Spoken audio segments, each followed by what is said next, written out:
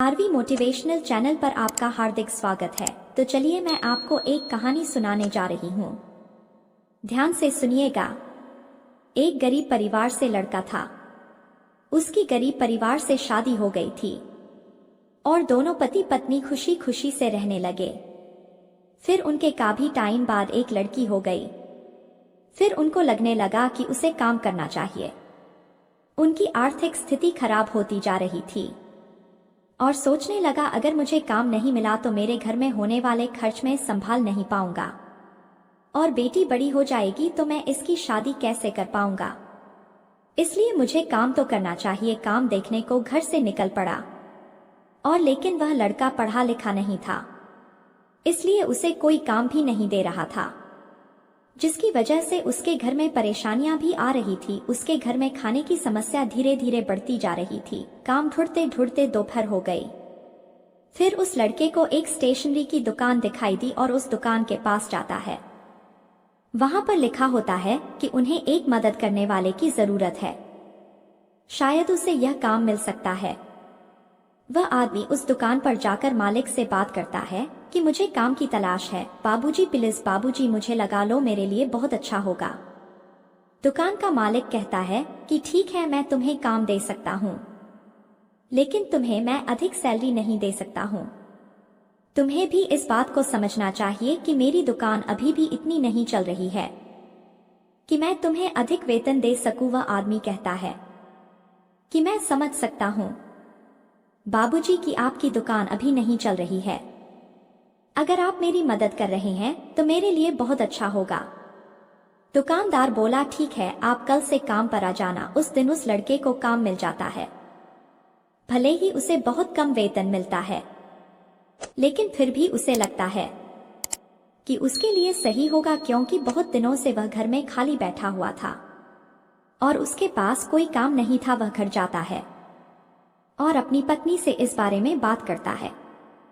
जब पत्नी को यह पता चलता है कि पति को भले ही कम वेतन पर काम मिल गया है, लेकिन वह अब खाली नहीं होंगे, तो शायद इससे बड़ी खुशी और क्या हो सकती है। पत्नी कहती है कि जो भी काम मिल रहा है वह ठीक ही है। भले ही हमें कम वेतन मिल रहा है, हम कम में गुजारा कर लेंगे, लेकिन कम से कम हम उसमें समस्याओं से दूर हो सकते हैं जो हमारे घर में आई हुई है। हमें भूखा रहना पड़ रहा है, वह कम हो जाएगा और शायद हमारा जीवन जो कि बहुत ही मुश्किल में चल रहा है, यह भी धीरे धीरे आगे बढ़ने लगेगा। अपनी पत्नी की बात सुनकर वह आदमी खुश हो जाता है कि उसकी पत्नी उसके बारे में बहुत अच्छा सोचती है। वह कम में भी घर को चलाना जानती है। वह एक समझदार पत्नी है। इस बारे में उसे बहुत खुशी होती है कि शायद समस्याएं धीरे धीरे खत्म हो सकती हैं। वह पति अगले दिन से काम पर चला जाता है और धीरे धीरे वह काम को सीखने लगता है। उसे समझ में आ जाता है जिंदगी में अगर हमें कुछ भी करना है तो हमारे पास एक काम होना बहुत जरूरी है।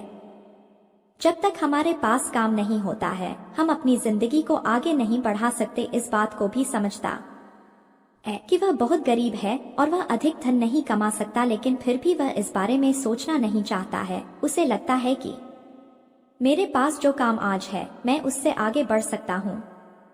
वह आदमी धीरे धीरे काम को सीख रहा था और वह किताबों की दुकान में काम कर रहा था, जिसकी वजह से उसे अब ज्ञान हो गया था। धीरे धीरे वह समझ गया था कि वह भी अपनी एक दुकान खोल सकता है। कुछ समय बाद उसने धीरे धीरे अपना धन जोड़ना शुरू किया और एक दुकान उसने खोल ली, जिससे कि वह उसमें तरक्की कर सकता था। कुछ समय बाद ही वह धीरे धीरे तरक्की कर गया था और अपनी दुकान पर बहुत अच्छी कमाई कर रहा था।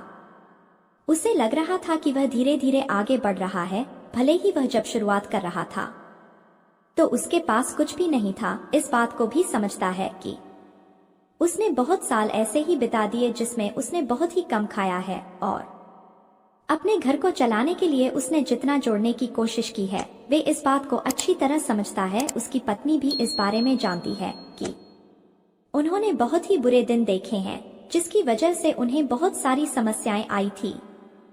लेकिन जीवन में समस्याओं से घबराकर हमें बैठना नहीं चाहिए, बल्कि उसकी तरफ हमें आगे बढ़ना चाहिए। उसे समझना चाहिए कि हमें जीवन में जो परेशानियां आ रही हैं, उन्हें हम कैसे कम कर सकते हैं। अगर यह बात आप समझ सकते हैं तो जीवन में आप बहुत कुछ कर सकते हैं।